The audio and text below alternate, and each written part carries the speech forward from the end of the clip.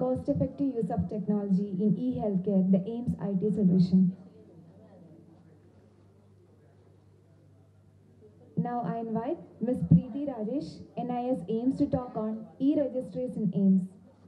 Ms. Preeti Rajesh, currently working as nurse informatics in AIMS, has experience of 5 years in emergency department AIMS. She has done a BSc Honours Nursing from College of Nursing AIMS and a PG Diploma in Hospital Administration from National Institute of Health and Family Welfare.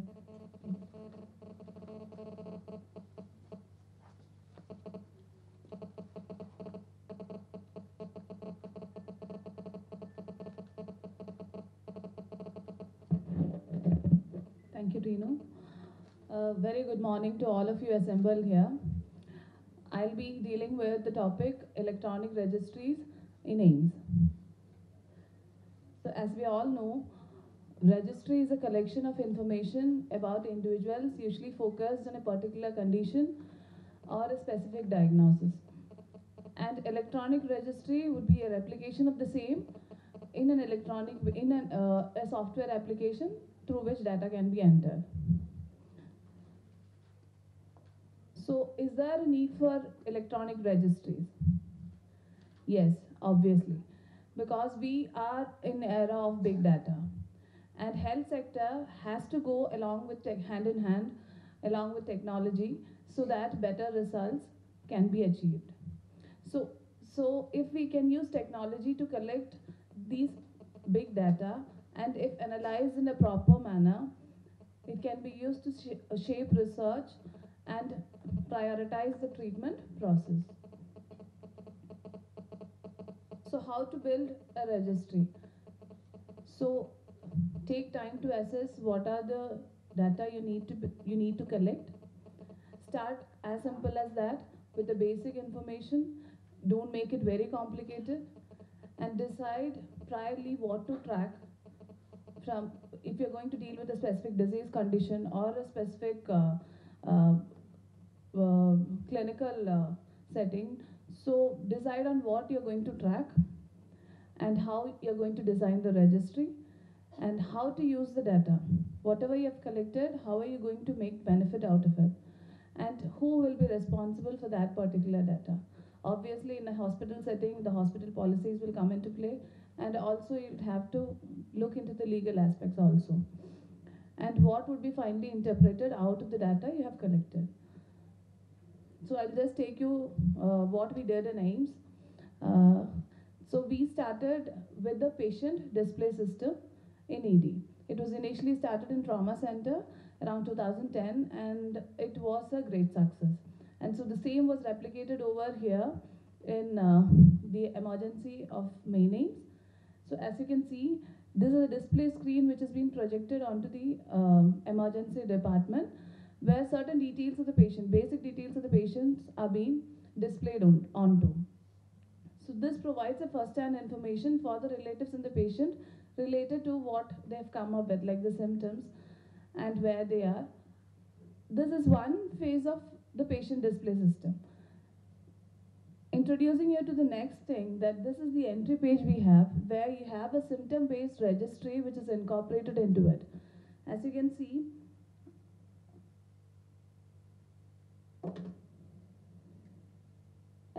in the third column, you have a symptom drop down coming up over there. You have a system drop down. You have a diagnosis drop down, into which all of these details are entered by the nurse informatics posted over there in the emergency round the clock. So any patient entering into the emergency department would go through this process. The details are being entered into this so that any symptom they presented with is captured in this part of the registry. And we have an MIS being taken out. You have a date range where you can just take out how many patients of a particular symptom came up with and what were they diagnosed with later on.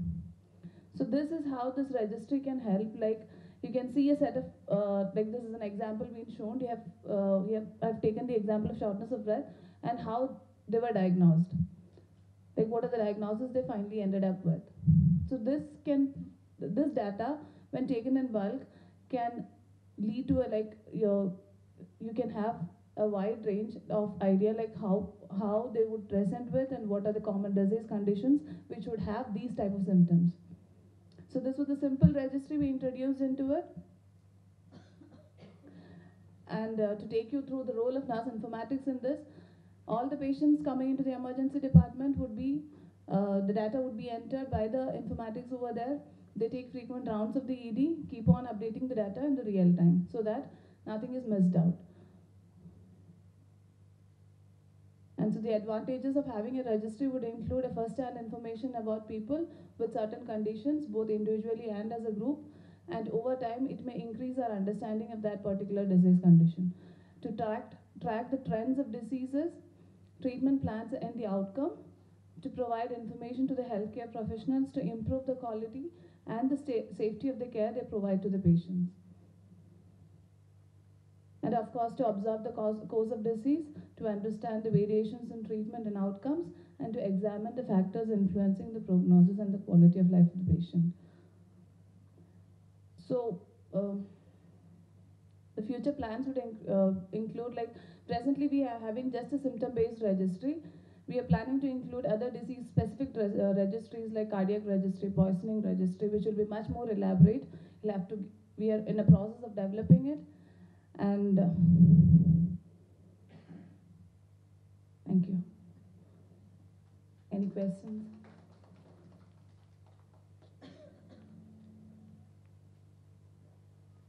Thank you.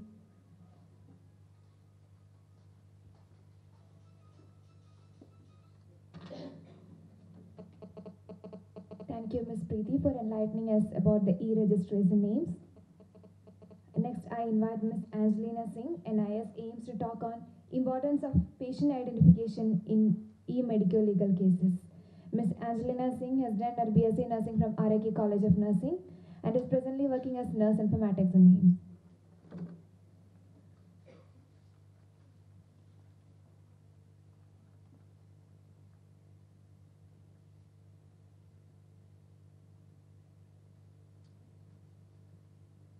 Good morning, all of you. I'm Angelina Singh, and my topic is importance of patient identification in e-medical legal case and records. So, firstly, medical legal case, what are they? Any case of injury or ailment where some criminality is involved is called a medical legal case, which is of prime importance in a hospital setting. In current scenario, in a lot of hospitals, the manual format is being processed, or for MLC cases, where manual records are maintained in registers and work is done. But we can surely make out that the work which is manually done is prone to illegibility and thereby inaccuracy, which is of prime importance in legal cases, judiciary matters. So then the other problem that we faced were when these facts were presented in legal scenarios, they were of course sometimes tampered and illegible. Identification was questionable at many a times. So illegibility, tampering with time due to storage issues, non-reproducibility, and patient identification issues pose a lot of medical legal aspects which were incorrect. As you know, that a necessity is a prime importance for any invention or any new format to occur. So the concept of improvising the MLC format led to the concept of eMLC. Electronic medical record cases was simply a replication of the manual work which was happening, and that replicated into the in the electronic format, which required the data entry of all the MLC cases. So eMLC concept took birth in JPNATC, that is Jayaprakash Narayan Trauma Center, in October 2010. After its successful implementation and application there, it was launched in Main AIMS Hospital in 2 phases. Firstly, it happened in October 2014. From 31st October, in surgical emergency it was introduced, and on improvising the certain aspects of practical procedures, it was taken up completely in November 2014.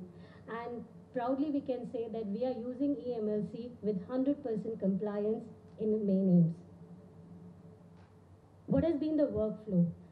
Replicating the manual things, that is, the doctors are filling the MLC electronically records with a unique identification number. Where at the time of registration, each patient has a UHID number, that is unique identification number, which is mapped to the MLC number. On displaying it on a particular, we have developed a software called EMLC software, which is intranet-based application. By putting in the specified username and password, which is again protected, we can the entering of the demographic details. Demographic details are automatically fetched. The diagnosis, the history of the patients are being recorded by the doctors, and then the nurse informatics. Here, the nurse informatics plays an important role of projecting the actual detail in the form of picture in the face history. That I'll show you later. She takes the present photo of the patient, she attaches that photo with the UHID and saves it in the MLC record. Then the two printouts are being taken with the thumb impression of the patient, and they are duly signed by the doctor. And when these printouts, one is kept and the other is sent for the police records, and then there is a scanned copy which is maintained to preserve these records electronically. So earlier in the manual system, we were having no records at all for these patients who were MLC, but at present, since 2014 October, we are having a storage of all the MLC records which have been coming to AIIMS till date. So it's a good storehouse of information for us. So as I can show you, this kind of printouts come up where the name, the demographic details, history are legible and reproducible at the time of court hearings. As you can see, final MLC copy is being taken where the thumb impression, doctor's sign, and the records are being preciously preserved. So advantages that EMLC has brought in was the printed legible format is there, patient identification is much easier.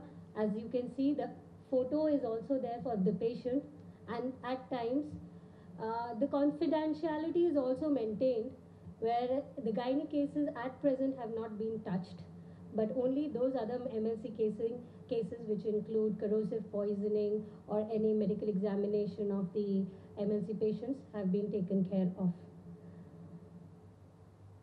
Then the disadvantages now have been rectified to having a tamper-proof, easily identifiable patient record.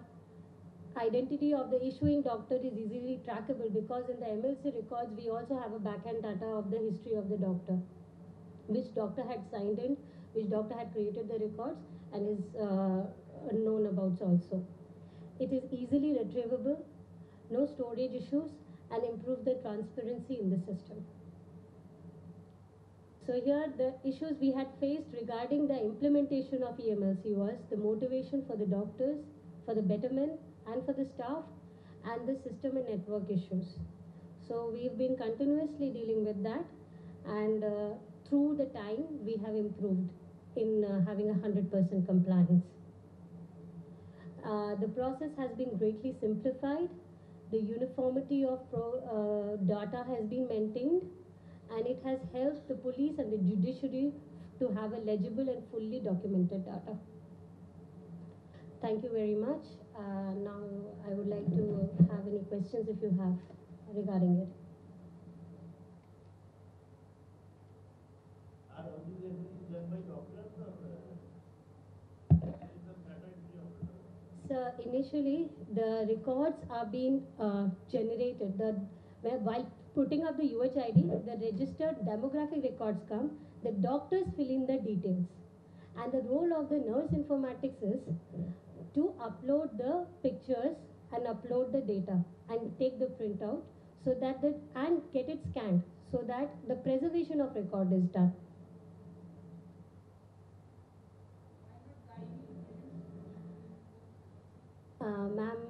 it has been started very initially, and we have some hospital administrative policy to be shaped up for this reason.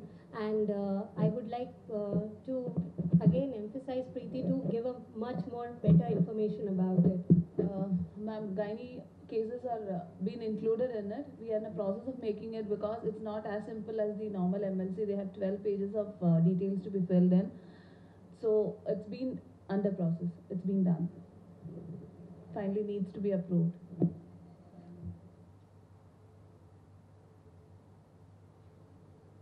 Any more questions?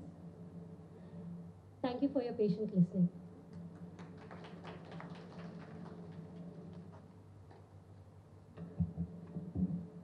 Thank you, Ms. Angelina, for highlighting about the importance of patient identification in EMLCs.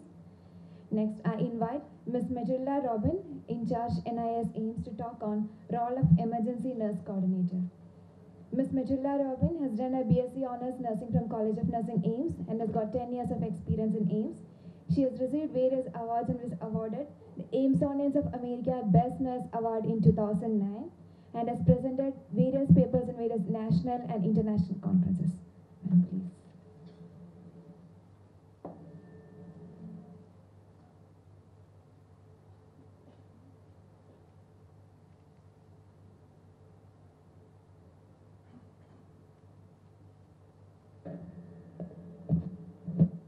Thank you and good morning to all. I'm here to present the topic on concept of emergency nurse coordinator. That was a revolutionizing challenge which we took for the emergency care in AIMS. First of all, when we come to the emergency department, this is a phase of any hospital. We know that it is a phase of the hospital, but in AIMS, emergency is such a huge is a very important department in which a overloaded cases of patients are tackled with. So the scenario here was we are having more patients, less manpower in case of doctors and nurses, and the concept of the patient is that they are least treated. This was the concept of the patients who are coming in emergency. So as we all know, the doctors are working as a postman, as a flying bird in emergency due to the huge rush in emergency. So we wanted to have a prioritized care, that is the patient should be the centralized active role in the care, and we should have a team approach in emergency care. So we wanted a solution for the care and treatment in emergency. So as we all know, we are having dedicated nurses, doctors, but we found that the main problem which occurring in emergency is the coordination part. So there is a gap between the medical professionals and the patients, which has to be developed so that with the proper coordination, we can have a better improvement in patient care. So then we came with the concept of emergency nurse coordinator. So the nursing informatics posted in the emergency area, we trained them to have a dedicated team of nurses which will be handling both the IT part as well as the coordination part, and they'll be posted there in emergency for 24 hours, and they'll be in coordination with the medical team and the nurses and the patients. They'll be expediting each level of care from the registration till the discharge or disposal of the patient to the ward, to carry on the investigation, to expedite the time of consultation so that the patient's care is not lacking in any point of time. And there will be many situations we see in emergency. The patients are very frustrated because we are having a very huge load in emergency and they are waiting for the chance that doctors are coming to visit them. So we have to have a counseling part also in emergency, which is handled by the ED coordinator. Here, this is the ED coordinator who will be talking to each patient and relative in every shift in each round, so that they can convey their whether it is frustration, anger, their issues to any medical personnel, because we can't expect a doctor or nurse coming and listening to every patient's requirement or feelings or any in an emergency setup. So we have posted the ED coordinator so that to understand the issues among the patients, so that a solution can be done by coordinating with the medical professionals. We wanted a patient-centered approach and a team approach with the application of IT. So first what we did was, initially we were having a small sheet of paper which is written by the doctor whether the patient is required to this emergency, whether it is MLC. So we replaced that small sheet of paper into a proper registration paper in which the patient is triaged and the documentation of the patient's identification is done by the relative, and a proper registration form is done, online registration is done, and then the patient is coming into the ED.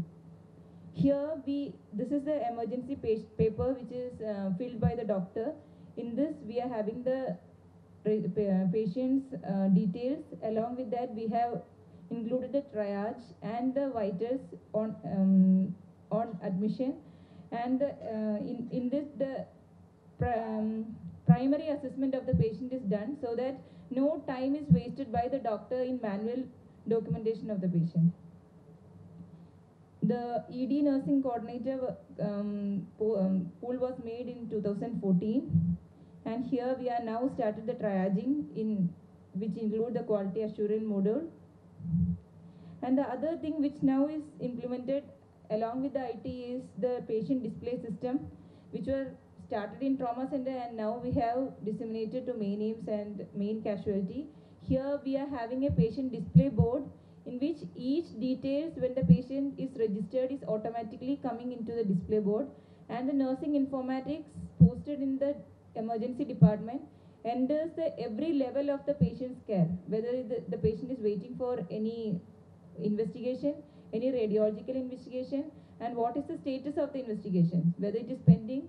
If it is done, it turns the color of the investigation font so that the medical professional or the consultant who just have a glance of the patient's details can get the idea why the patient is still in the ED, whether the patient is waiting for the admission or for the transfer or for discharge or for an investigation can be seen in one centralized monitor.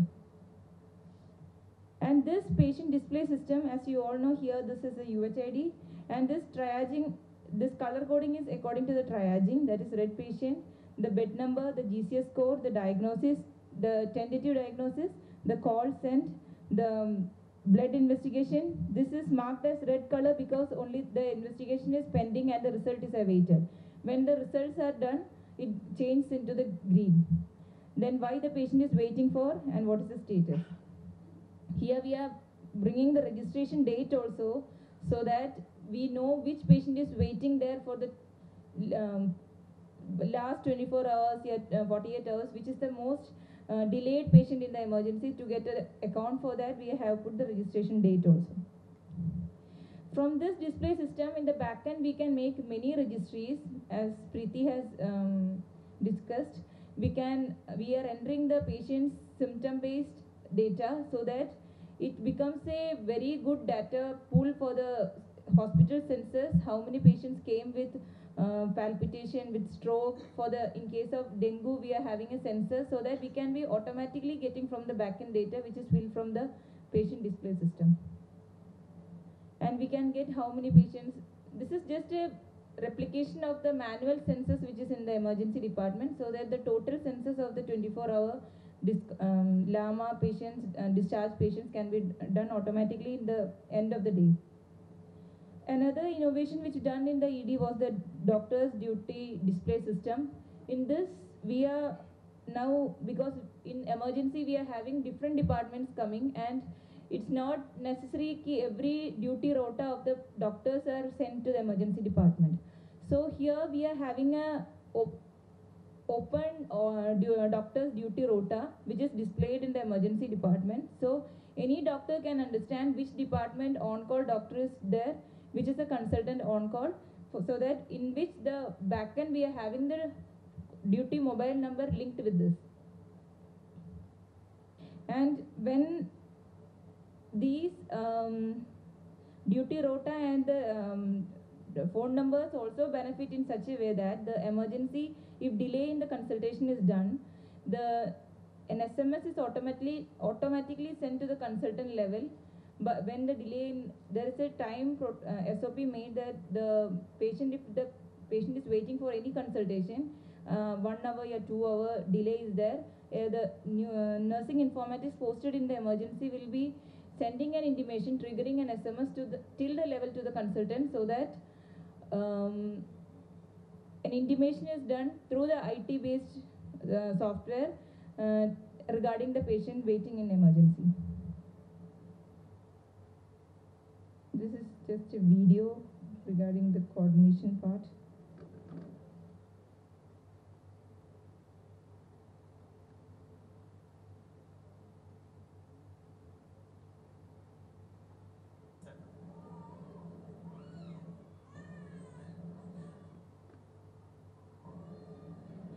The main motive of the emergency nurse coordination is that here the patients feel relaxed that someone is coming, that is medical professional is coming and hearing to their issues and which every patient expect to coming to in a hospital. So we wanted to have a patient satisfaction. Mainly we wanted to have a patient satisfaction so that care and their issues is solved by the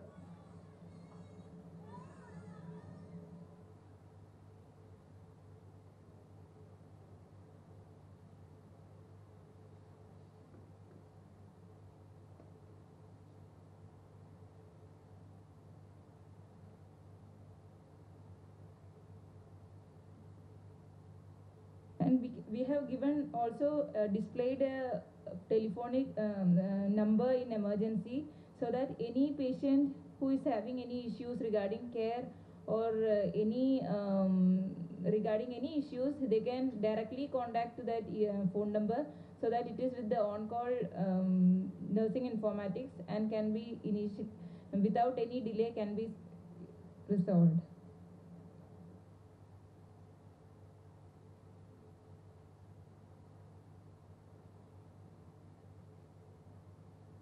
This is the pamphlets which is given along with the registration form with the patients, in which there is a mobile number which is given, so that if there is any issue for helpline and any for the patients in a casualty, they can contact the number. And the other innovation was the EMLC, which was just explained. And we have found it is very beneficial. More than the paper tampering issues, we can use this EMLC for many investigations, and it has helped in many occasions that misidentity of any patient, unknown patients, which we have trapped, or which we have got information with the photos or identification done in the EMLC later on. Many of the patients has benefited this identification tool. By the backend we can get the data. These are kiosks, centralized kiosks, which is kept in the emergency department to view the facts. Some of the digital initiative done in ED is the electronic medical record, EMLC, lab information, which is now automatically coming in the emergency without sending, without awaiting for any manual reports, patient display system, PACS, then simulation done in emergency. We are having a virtual team leader there. An ultrasound round is done especially in ED of trauma center, Skype round, e-handovers, e-indents, e-paging, etc. So as I conclude, NIS as an emergency nurse coordinator is having a very important role in ED, and if we are having a properly trained and motivated team members, it is really helpful in success by bridging the gap between the medical professionals and the patients, and it can increase and also have a very good outcome in emergency department management. Thank you. Any questions?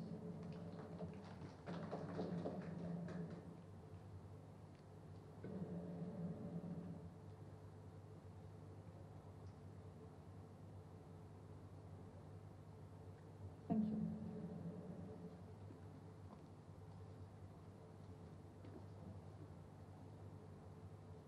Thank you for highlighting about the role of emergency nurse coordinator. Next, I invite Ms. Neetu Verma to talk on ED packs. Ms. Neetu Verma has done her BSc PC from College of Nursing AIMS and MBA in Hospital Administration and is presently working as a nurse informatics coordinator and has a clinical experience of about 16 years.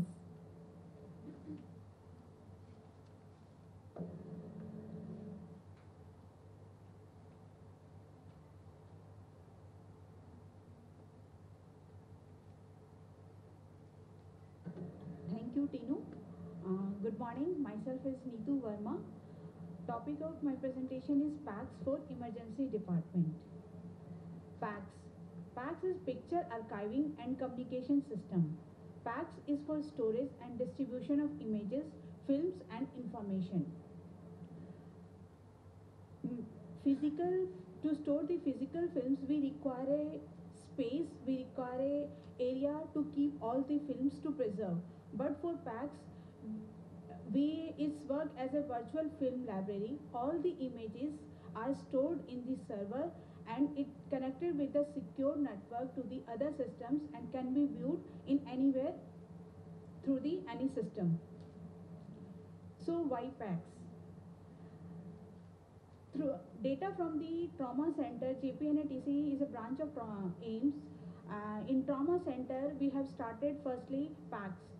Through that, CT, MRI and X were available on real time. We found that images we can find, check it in any computer, anywhere in ward, ICU, casualty or OT.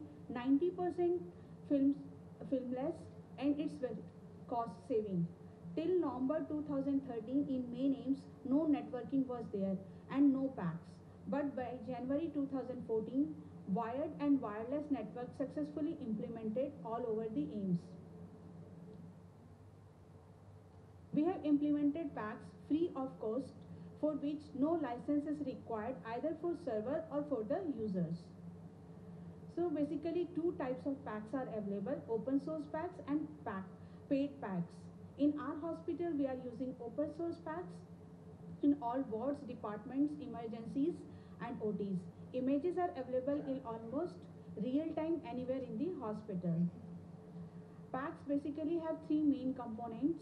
First, imaging modalities. Second, secured network. And third is workstation, interpreting and reviewing the images. So PACS in emergency department. Whenever patient comes to emergency department, seen by the doctors and advised, if they advise for the X-ray, they have to fill the films. With the fill the forms. With that form, they are sent to the X-ray department and X-ray to be done. Whenever X-ray done, immediately within the real time, it can be viewed in the any system, whether in casualty, whether in OT, whether in wards. The new feature of PACS came that I would like to Dr. Deepak to just introduce new features of PACS. See, I think most of us are aware what PACS is, but how do we leverage the system to serve us better? That is was the issue before us. And what we found was that, I'll just pause this video before I give you the philosophy behind it. All the patients who come to emergency are waiting for X-rays or CTs or MRIs. That is one of the major pain points. And the waiting time is not getting the CT, as Dr. Boyd told you in the morning, is not the time taken for the CT to be done, because the radiologists say they have a 64 slice CT, 128 slice, it takes hardly 30 seconds to get the imaging done. It is actually the time from which the emergency physician ordered the investigation to the time the specialist came and reviewed the scan and decided the next course of management. So there's a huge time in that period. How to decrease that time is the critical thing for all of us. For the patient, this time is counted as waiting for CT to be done, because that's what the nurse and doctors tell him, that your CT abhi wait karo, abhi CT nahi hua, CT ho gaya tabhi report nahi aayi, report nahi aayi to abhi report review nahi hui. So for him it is CT. So we said, okay, how can we tackle this? One of the things we did was we integrated the PACS program with our own electronic medical record system, and we have an on-call rota system which is in the software. So every doctor, senior resident on duty, his details are available on the system in real time. So what happens when an X-ray is done or when a patient comes in, firstly, especially for red area patients, those are the critical patients, an SMS goes to the resident doctors automatically saying that this patient has a GCS of whatever score of this, and his registration number is this, and he is being shifted to CT right now, because that's what the doctor had ordered. From the electronic, it is automatically pulled and sent as an automated SMS. When the CT is done, it is available on PACS. As soon as it is available on PACS, automated another SMS goes that the patient CT has been done, and this is the link of the CT. So it's a direct link, which if you have a smartphone, you can click it and you can open the CT. So resident doctor anywhere in the hospital, he doesn't have to come down. He can see the CT if he's busy somewhere and take a decision. And this is applicable outside the hospital also, because available both intranet and internet. So this is the video which I wanted to show you, and that is why. So like this is on the, you're getting an SMS on the phone automatically, which is saying that the patient CT has been done, and click it, you can see the CT. So directly there's a link which is there, and it opens on any browser, and there you have the CT opening in front of you. And you can scroll down, you can view it, and you can take a decision. It is extremely valuable in all these critical situations, because not only for resident, even the consultant, the same SMS can be forwarded to the consultant, and the consultant can just quickly, if you're sleeping, you're doing anything, you can just review the CT images and take a decision and tell them, okay, this patient needs to be admitted, needs to be operated, what is to be done. And it has dramatically changed, especially for emergency settings where resource constraints are there, doctors are not there, senior doctors always on duty. Yeah, at least remotely they can have each patient assessed, review the radiology, give instructions. So it can be really very, very useful, and we are already using it at a trauma center, and we plan to introduce it here also in the main hospital soon. So this is, I think, one of the new uses we have done, and it is human independent. There is no human interaction at all in the whole system. It is all linked together. Trauma is more applicable because almost every patient is a medical legal case, and we already showed you the electronic medical record. So when they make that electronic medical data from that is automatically pulled and sent as a SMS to the doctor on duty, which is also on the system. So this is how the system works. I'll again requesting you.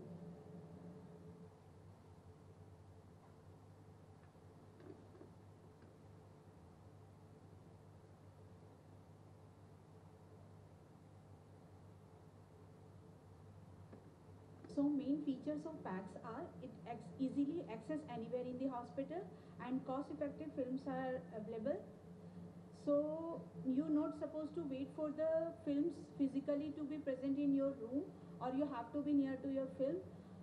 Anywhere in the system, you have to just write the patient name or the UHID the patient provided to the patient, and with that UHID you can access the patient's X-ray.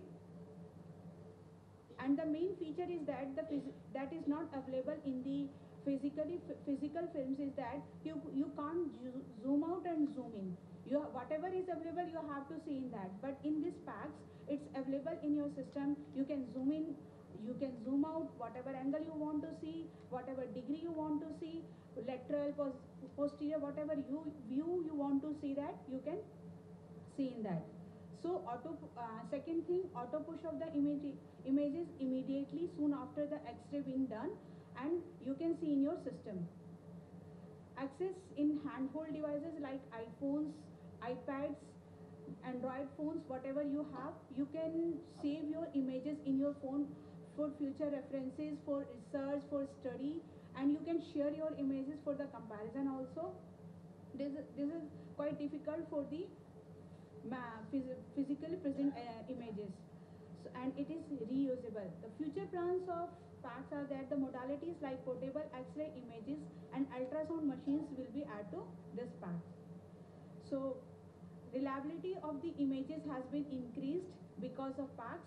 Accessibility of the pictures increased, and hospital expense on radiology department has been drastically reduced, and the reviewing time of the patient has reduced. It helps in the early diagnosis and to start the treatment as early as possible. So thank you. This is all about the PACS in emergency department.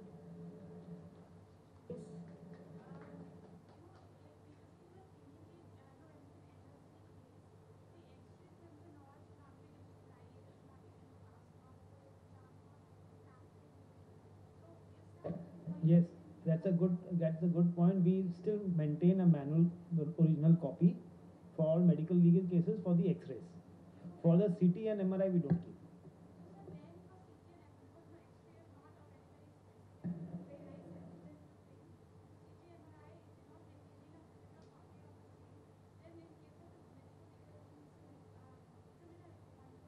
Because all, as of today, India still goes by X-rays for all medical legal purposes. Doesn't go by CT MRI. This is some what we have carried on for last 50 years. Nothing has changed. So for the judiciary, nothing exists beyond X-rays. So if X-ray is signed, this is what happens. India has not changed with times. So they are still working on X-ray. So we continue to keep copies of X-ray in a safe custody under lock and key, signed by the radiologist. But for CT, MRI, everything is the standard digital way. Thank you.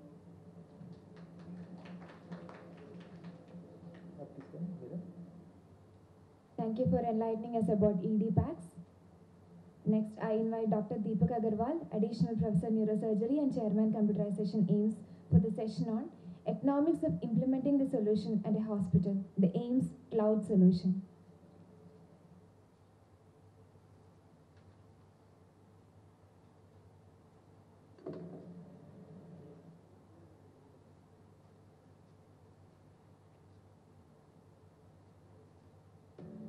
So what I will be doing is, I will just be sharing our solution at AIIMS, which we have done, and I'm just seeing if it is.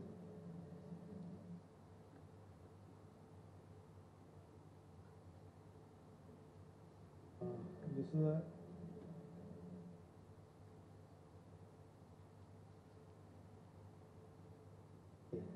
So whatever we have done at trauma center and then implemented at AIIMS, we're going to be sharing that and how it can be cost effective. The bottom line is cost effectiveness and successful implementation. And what we want to show you that they don't have to be mutually independent.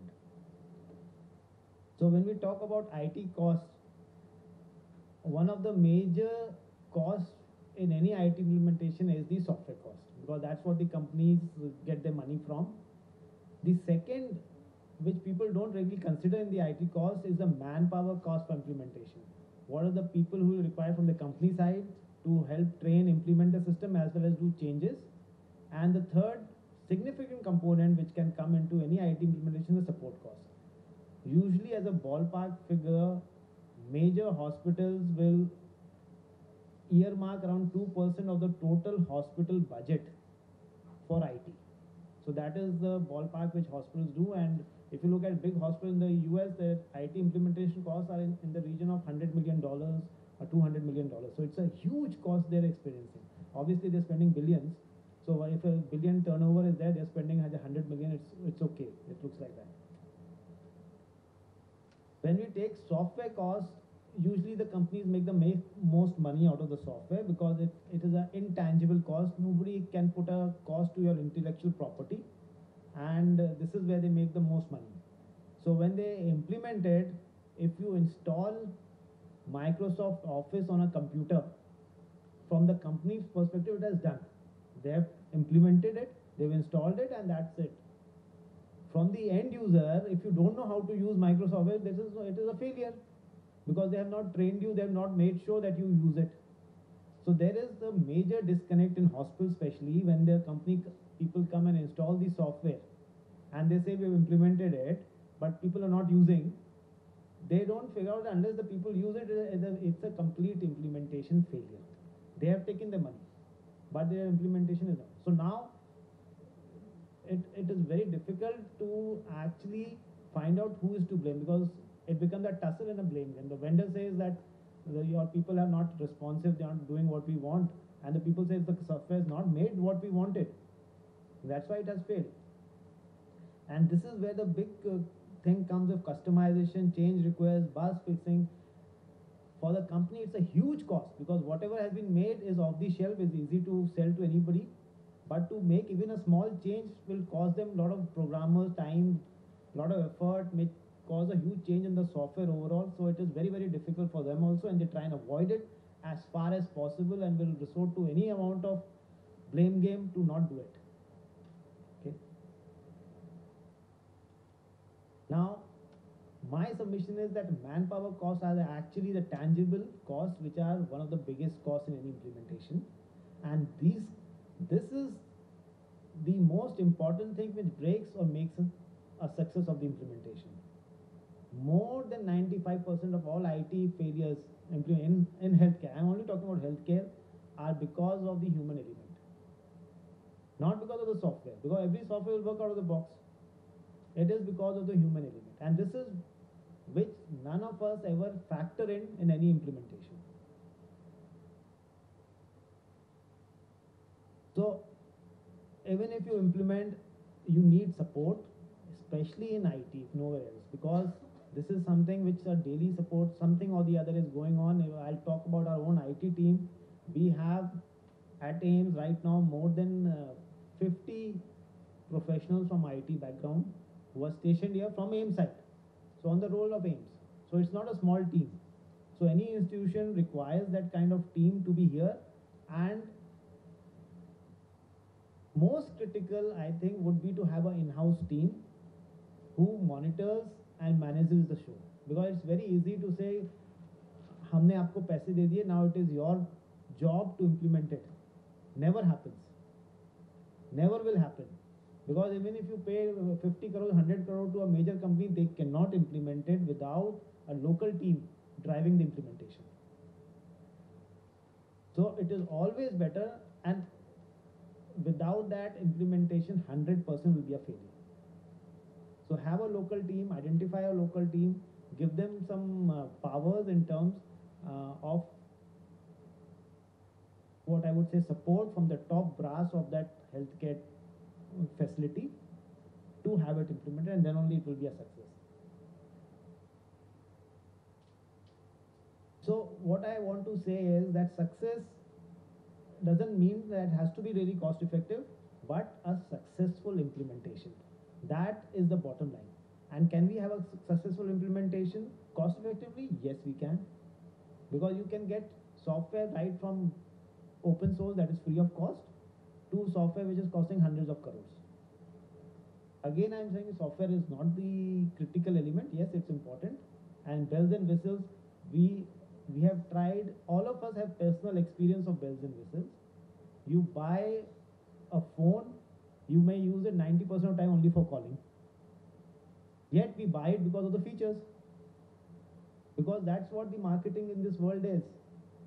90% of the time we use maximum 2 or 3 features. There might be 100 software installed in every phone. We are not using all of them. We are using 1 or 2 software. Similarly, software companies will sell you showing 100 modules that this is all we can do. But practically you will be only able to use a handful of modules. So remember that. Never get bought on by this feature set of software, because even if you implement the basic thing, you are a success. And only if you implement the basic, you will realize that what is it that you actually want. You take any product, car, you take a phone, you take anything, you will find that you will not be using most of the features which come in that.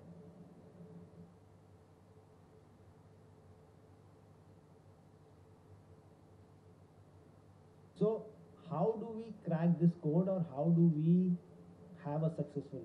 First, as I told you already, have a buy-in by the hospital, and by the hospital I mean the top administration and the key stakeholders. Without them it is not possible, because if they are against it, so you need to have a lot of meetings with them, make them come on board, say that this is what we're going to implement, and they should be ready for the change.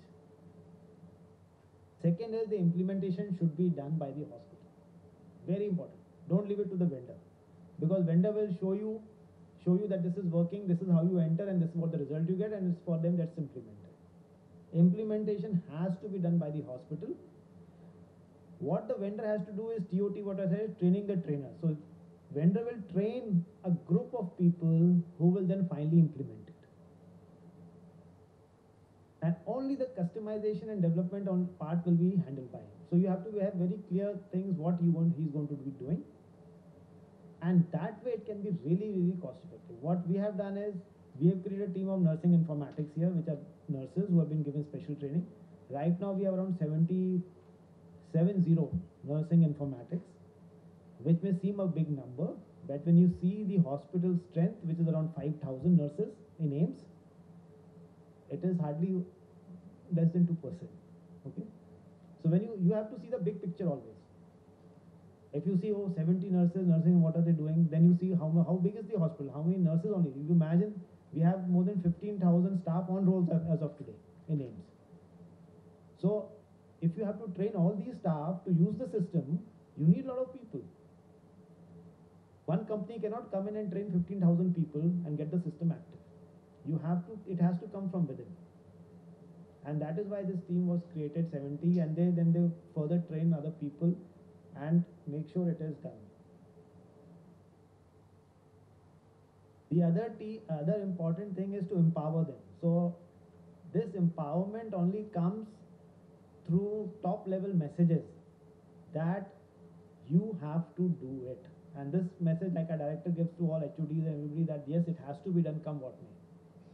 When we started with lab implementation out here in AIIMS, we had numerous problems because the technician was not ready to enter into the system, and they said it's going to be extra work for them. Machines were not interfaced. We said nothing doing, you have to manually enter into the system, because the doctors, everybody wants the results to be seen on the computer. How you do it is the lab, is the problem of the lab. We have so many people, you enter, do not give the report to us. Do not give the form with the handwritten values on it. We said stop that. Instead of entering the hand values, put it on the computer.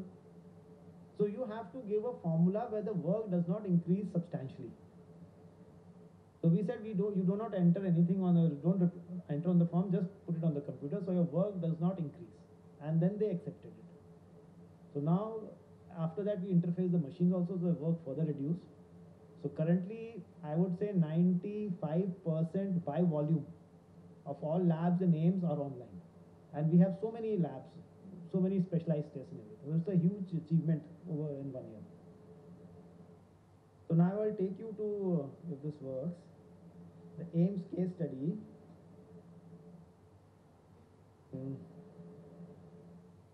Just give me a moment. Listen.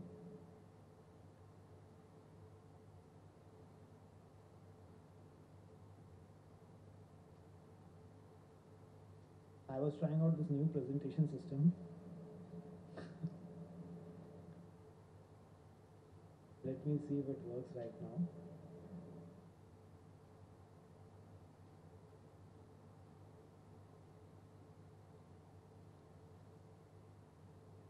So I'll talk about trauma center. And when we started trauma center, one of the mandates was that it should not just become another center of AIIMS, because if you look at any hospital, and be it AIIMS, be it any other hospital, government hospital, it is not providing the ideal care. There is so much of disconnect between patients' expectations and what is actually provided to them. So we said when we are for the trauma center, that the first thing, the basic thing should be to improve the transparency and accountability. And how do we do that? That I'm going to talk in the next few slides. The other priorities were to improve the patient delivery of certain patient services. And we targeted 2 departments for that, which is the emergency department, which is the face of the hospital, and the OPD, again, which is where the patients are the first contact. So the 2 places in the hospital which the patients have first contact is either the OPD or the. So these 2 were the key areas. And third was to improve the online services. So 4 strategies we applied in trauma center, and because of the success we had there, we then replicated it to AIIMS, and I'll talk about that one by one. The four things are the call center, which I think is very, very important, online real-time audit, eMLC, and the patient spaces. Now, I think we have talked a little bit, so I will talk my own perspective on the four and the philosophy why we introduced it. See, the call center, we actually tendered. There was no precedence in India for having a call center for a healthcare facility. So we were the first, and I don't know about the world, but for us, it was the first in India to actually have a call center functioning for a government hospital. And what we wanted was that, and what they're doing right now, we put a service delivery timeline of 30 minutes. So as soon as a patient comes to the emergency, his registration details are automatically sent in real time to a call center, which was, because it was standard, it could be anywhere in the world. So this is in Noida actually, in real time there. And the operator there has one job to do, is to give a call to that whichever number this has been registered on the database. So they give a call and they say, welcome in Hindi, कि आपका trauma centre में स्वागत है, और अगर आपको कोई भी प्रॉब्लम हो आप इस नंबर पे फ़ोन कर सकते हैं, और आपको डॉक्टर और नर्स अभी देख लेंगे. तो you imagine a patient, a poor or illiterate, any patient who's walking in, getting a call saying that you're welcome to trauma center and this and this. This has never happened to anyone. So it empowers and gives them such a good feeling. Nothing else. It gives them a good feeling that, wow, this is, and I have a number to complain to, and this itself improves your, I would say, advertising or the visibility of the whole thing. Unprecedented. And people were really very happy about it, the public, you know. And for us, what we wanted, because we can only, a call center can only function if the numbers provided are accurate. It's not that the number is not reachable. So whatever numbers they found were not reachable or not picking up, they send a list immediately to the emergency department where a nurse informatics sitting, that these numbers are not, these are the names and numbers, so they can cross check, make them correct, because we want all 100% of the numbers to be verified, and again send them back to call center, so that 100% of the patients who are coming into the emergency have verified phone numbers on our database, so that we can follow them for life. And I'll talk about it. Once we have the phone numbers verified on our database, then, as I said, there are only 2 or 3. We send the patient or discharge him. Most of the minor head injuries, whatever, we send them back home and call them back to the OPD. So the call center takes it. India, if you all know, runs on missed call. If you can save 1 rupee, why spend it by phoning up? Now you will just give a missed call and let the other person phone up. And people are really very poor. So so we said that you will not wait for the patient to phone you up. Okay, you will phone up the patient. So the call center phones up every patient and saying that, okay, you were seen in the emergency. How was your experience? Have you been asked to come again? And so which department, which day? So whatever the patient says, they book an appointment on that. Very simple. So they book an appointment on day -1 of the day. They again phone up the patient that we are just reminding you, and send an SMS that tomorrow is your appointment, this is your queue number, and it all comes in the SMS also. Day 0, the doctors in the morning, they send an email with all the appointment list for every doctor, which are then pasted on the doors, like in the courts, that these are the patients which are supposed to come in. Now, after the patient has come in, again they're supposed to phone up the patient in the evening that, did you visit the doctor? Because check-in, we had a different system in trauma. We are doing retrospective check-in. So they again phone up saying, did you come? If he says yes, and when did the doctor call you? So if he says after 6 months, 1 year, whatever, they will again book an appointment after that. So it becomes a perpetual process. So our philosophy is the patient should not spend a single paisa. What has happened in India is, because although we being a colonial country, we are still in the slave mentality. So if a patient or any person who is not dressed well or doesn't speak English well, even the guard will treat him like dirt. तुम उधर खड़े हो जाओ, तुम उधर हो जाओ. So it is a very pitiable state that we are going. And if you speak good English, then the guard will also give you a salam in any institution. So this we wanted to stop. And the only way to stop is to remove the human interaction. The second thing is, this is,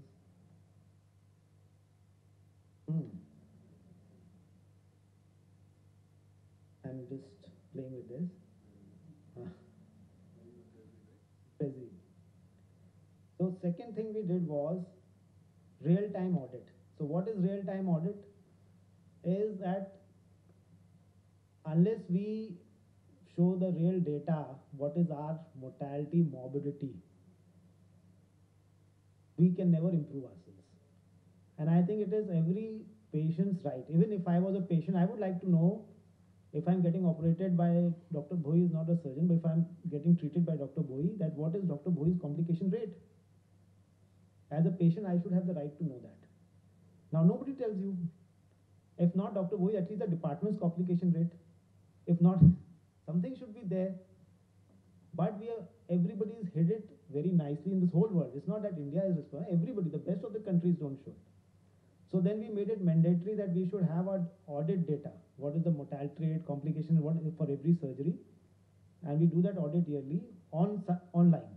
So we have this data as PowerPoint presentation for every department, every unit.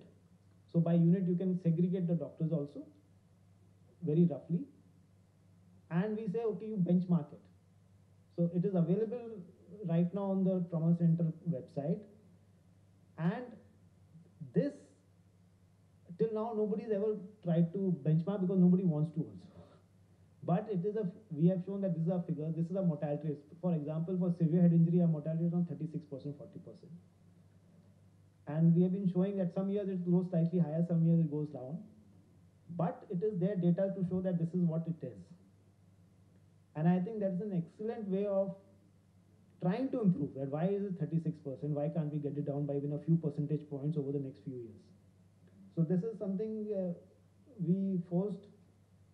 It stops. Third, we talked about the electronic medical record and for all its benefits, which we are, so I will not go into it. And I think what we are trying to capture from the perspective I want to give is, we are trying to capture information from the electronic medical record itself and make a registry without additional human input. So already we are capturing the GCS, what the doctor writes in the medical record. So we know the admission GCS of every single patient, and we have a neurotrauma registry automatically being populated by the data here. Only few fields are left, which are left to the nurse informatics to fill. Similarly, we can have other registries of injury registry, cardiac arrest registry. If a patient has come in arrest, data can be pulled directly from the fields which are here into those registries. Third, patient display system, which was also, I think, discussed out here. Now, the philosophy behind the patient display system is, for us, is the wait times. How long does it take for a doctor to come and see the patient? How long does it take for a patient to get a CT, X-ray, whatever is done? How long does it take for the patient, does it remain in the emergency? So these statistics are automatically being generated so that we can improve ourselves. So this is the face, the patient display system is the face which the patients and doctors and nurses see, but the actual data is there for helping us which departments are good in seeing the patients fast, what is the average time for each department. We're already taking out the data even at AIIMS and showing that average time, I think the two departments the best are neurosurgery, one of the best departments, to come and see the patient. Within half an hour, patients are seen. Some departments take 3 hours to see the patient. So this is a fact. Unless you take it out as statistics and show the departments, they're not going to improve. So again, if you show them that this is what you've taken out over 3 months, 400, 500 consults, and all the average time is this, then the department also has to sit down and take action, because it's all on paper. And this is the only way you can improve the accountability of the system. So coming to the reasons of success, I think one is, and the biggest reason, is use of existing manpower. What happens when you start a project, do anything is, first is you ask for manpower. We require so many people of this cadre, this cadre, this cadre. And it usually gets stuck somewhere or the other. We said we'll use existing manpower, the nursing informatics existing manpower, and they are the driving force behind the implementation. So all the success I would attribute to them and the computer facility team who has done it. The second is to keep it cost effective. What happens is if people say why AIIMS have सबसे अच्छा लेना चाहिए पैसे की क्या कमी है आप क्यों सस्ता लेना चाहते हैं? This is a question I get frequently. There is no dearth of money, especially we have a 2,000 crore plus budget for this institute, which is more than many state government budgets for healthcare. But this is going in a different direction, because then you get a lot of other vested interests come into the picture. The real interest is getting something implemented. And if you can show implementation with a very low cost solution, then any solution will work. And as I said, the bells whistles are never used. So we have to, if you use, and the intention also comes through that we are using a very low cost solution, open source. And that is why I try and implement open source, that the controversy about the software cannot be very high. And the second thing why we are interested in open source is, it's like any relationship. You will have problems after some time with the vendor. Okay, so after 1 or 2 years, you find that no, this person is not delivering the goods, and we are going to, and you will have fights and then termination. And when you termination, and it will be very unpleasant termination, they will not give you the source code and all those things. So it is better to have open source where you can change vendors at lip. So whenever you want, you go, we'll take a new vendor for this product. Already the product is open source. That's a huge advantage for any organization. You're not locked into a vendor. And you can tender again and again for support and get lower prices. Because once the product is mature, then very minimal support is actually required. And another thing which I want to talk about is why the success only happens if people see it. Okay, with the Hindi saying, "Jungle mein moor nacha kisne dekha." Similarly, if you do not showcase your product to all stakeholders, and I'm not saying to patients, it has to be to stakeholders, which are doctors, nurses, technicians, then for them, you said, "Itna kaam kar rahe hain, par kuch dikh to raha nahi hai." This is a very common refrain for everything. So that is why we have put all these patient display systems, OT display systems.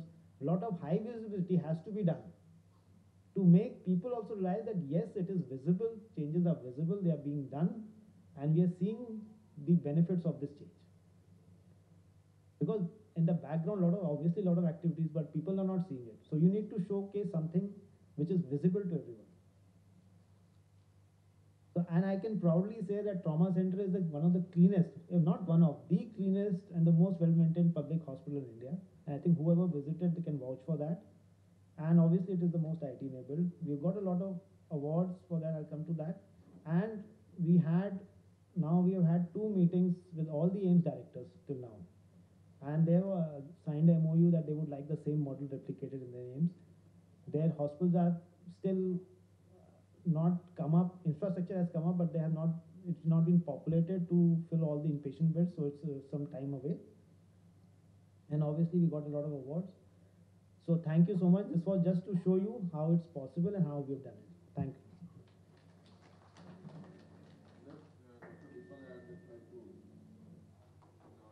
How we can use call center for disaster management? Yes. So 2 things that Dr. Bhoi has brought up, which I just want to add. Call center we are using for 2 other purposes. This is patient care we talked about.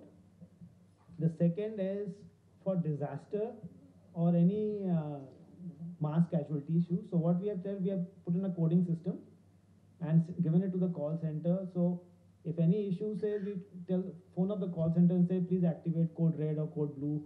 And then they already have the list of all the staff there, and they will start phoning up all the staff. So it is not up to you because you are so busy. The casualty is coming, you don't have any time. So this has to be done previously. So you tell them this is code red means you have to call all staff of the hospital. And we've done it multiple times, at least 3-4 times I remember, just to test the system. And when small amount of casualty used to come, even the director, the chief of Dr. Mishra had to come in. Everybody had to come in because we activated the code. So they phone up everybody, all consultants of the hospital, all nurses, everybody, store officer, everything. because suppose the mass casualty come in the store have to be opened up, things have to be taken out. So then everybody used to assemble there, then we just have a small lunch or something. But this is what you have to do, and we've done it 3-4 times, and I think it worked very well. So the call center people do all this work of phoning up, seeing who's coming, who's not, when they were informed. And the second thing, I think, which is of more interest for academic institutions is research.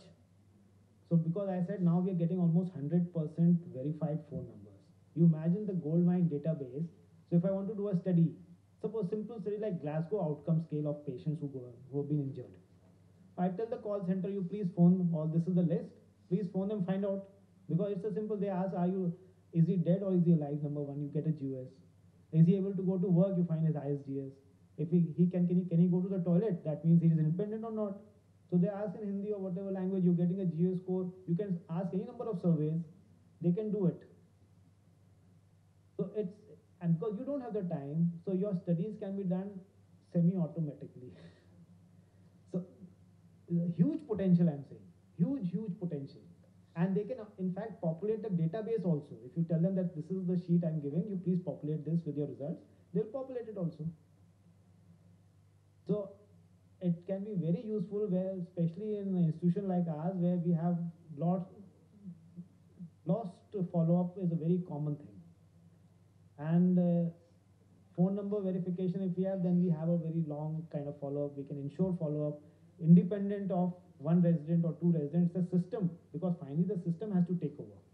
You can individual only can take it to some extent. If you want the system to take over, you have to develop the system. So that's, I think, what we have done. Anything else? Yes.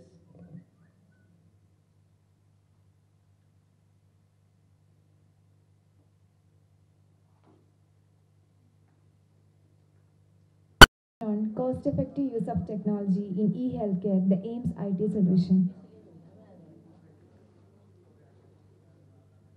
Now I invite Ms. Preeti Rajesh, NIS AIMS, to talk on e-registries in AIMS. Ms. Preeti Rajesh, currently working as nurse informatics in AIMS, has experience of 5 years in emergency department AIMS. She has done a BSc Honours Nursing from College of Nursing AIMS and a PG Diploma in Hospital Administration from National Institute of Health and Family Welfare.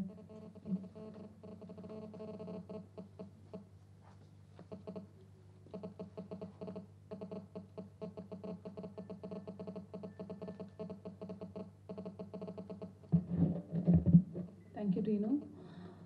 Very good morning to all of you assembled here.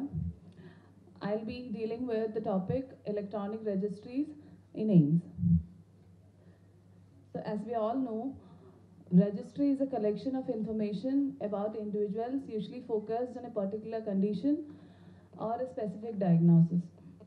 And electronic registry would be a replication of the same in a software application through which data can be entered. So is there a need for electronic registries? Yes, obviously, because we are in an era of big data, and health sector has to go along with hand in hand along with technology so that better results can be achieved. So if we can use technology to collect these big data, and if analyzed in a proper manner, it can be used to shape research and prioritize the treatment process. So how to build a registry? So take time to assess what are the data you need to collect. Start as simple as that with the basic information. Don't make it very complicated, and decide priorly what to track from, if you're going to deal with a specific disease condition or a specific clinical setting. So decide on what you're going to track and how you're going to design the registry and how to use the data. Whatever you have collected, how are you going to make benefit out of it? And who will be responsible for that particular data? Obviously, in a hospital setting, the hospital policies will come into play, and also you'd have to look into the legal aspects also. And what would be finally interpreted out of the data you have collected. So I'll just take you what we did in AIMS. Uh, so we started with the patient display system in ED. It was initially started in trauma center around 2010 and it was a great success. And so the same was replicated over here in the emergency of main AIMS. So as you can see, this is a display screen which has been projected onto the emergency department where certain details of the patient, basic details of the patients are being displayed onto. So this provides a first-hand information for the relatives and the patient related to what they've come up with, like the symptoms and where they are. This is one phase of On cost-effective use of technology in e-healthcare, the AIMS IT solution. Now I invite Ms. Preeti Rajesh, NIS AIMS, to talk on e-registries in AIMS. Ms. Preeti Rajesh, currently working as nurse informatics in AIMS, has experience of 5 years in emergency department AIMS. She has done a BSc Honours Nursing from College of Nursing AIMS and a PG Diploma in Hospital Administration from National Institute of Health and Family Welfare.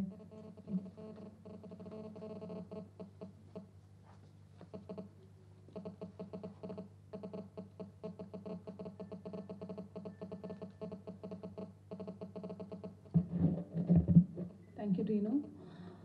Very good morning to all of you assembled here. I'll be dealing with the topic electronic registries in AIMS. So as we all know, registry is a collection of information about individuals usually focused on a particular condition or a specific diagnosis.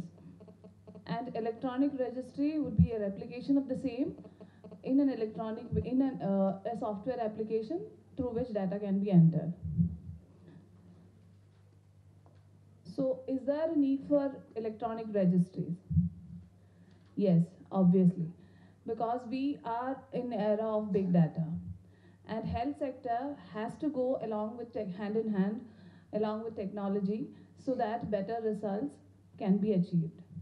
So if we can use technology to collect these big data and if analyzed in a proper manner, it can be used to shape research and prioritize the treatment process.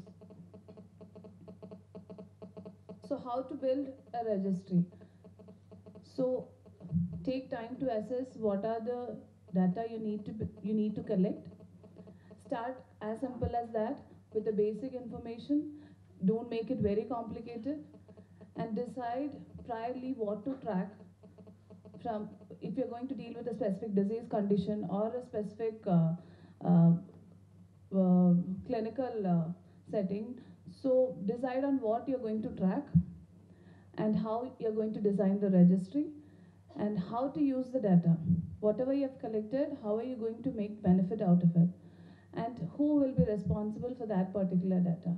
Obviously, in a hospital setting, the hospital policies will come into play, and also you'll have to look into the legal aspects also. And what would be finally interpreted out of the data you have collected. So I'll just take you what we did in AIMS. So we started with the patient display system in ED. It was initially started in trauma center around 2010 and it was a great success. And so the same was replicated over here in the emergency of main AIMS. So as you can see, this is a display screen which has been projected onto the emergency department where certain details of the patient, basic details of the patients are being displayed onto.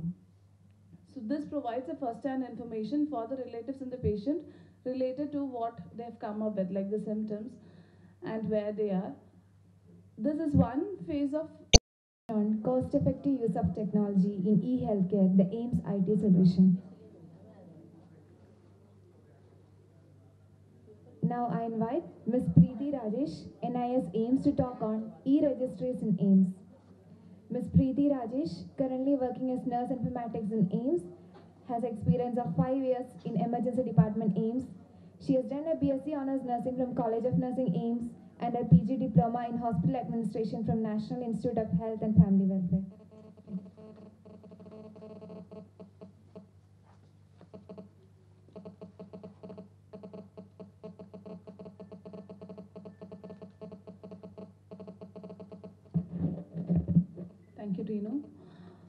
Very good morning to all of you assembled here. I'll be dealing with the topic electronic registries in AIIMS. So as we all know, registry is a collection of information about individuals usually focused on a particular condition or a specific diagnosis. And electronic registry would be a replication of the same in a software application through which data can be entered. So is there a need for electronic registries? Yes, obviously, because we are in era of big data, and health sector has to go along with hand in hand along with technology so that better results can be achieved. So if we can use technology to collect these big data, and if analyzed in a proper manner, it can be used to shape research and prioritize the treatment process. So how to build a registry? So take time to assess what are the data you need to collect. Start as simple as that with the basic information. Don't make it very complicated, and decide priorly what to track from if you're going to deal with a specific disease condition or a specific uh, clinical setting. So decide on what you're going to track and how you're going to design the registry and how to use the data. Whatever you have collected, how are you going to make benefit out of it? And who will be responsible for that particular data? Obviously, in a hospital setting, the hospital policies will come into play, and also